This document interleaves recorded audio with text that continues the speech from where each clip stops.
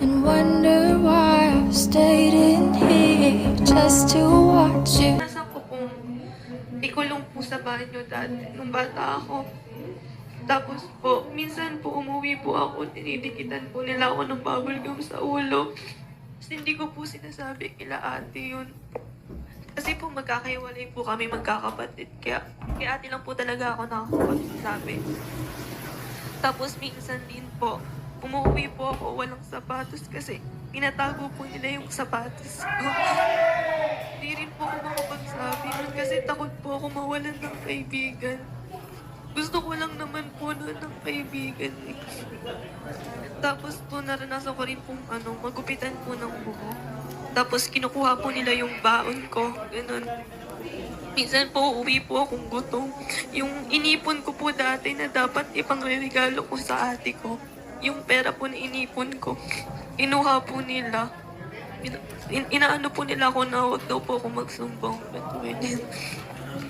Okay, na ginawa ni Shelene para sa inyo, para sa family nyo, and yung mga linya Ano po sir, nung lockdown po, kahit maliit pa po siya, yung time na po yun, nawalan po ako ng trabaho, pati yung asawa ko po.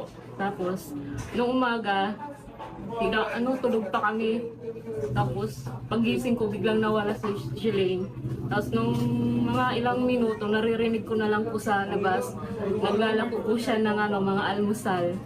Saan niya kinuha yung mga almusal? Sa kapitbahay po namin. Ay, no. Opo, kasi Parang nakikibenta siya. opo, kasi yung bata po dati, hindi nila sinasaway kung nakakalabas. Pag matanda po, hindi kami pwede makalabas. Ganun po. Tapos nung pagdating naman ng hapon, nagulat na naman po ako, biglang nawala. Ano po, po siya, nagbabasura bahay-bahay po. Tapos pagdating niya po, may dala siyang bigas at saka ulam. Paano, ba't mo naman naisip yun? Kasi sir, ang dami ko po kasing kaibigan dati. Siyempre, ang hirap po ng buhay nun. Kaya ayun, bawat po kasi namin, ayun na po yung doon na po kami nagkakapera.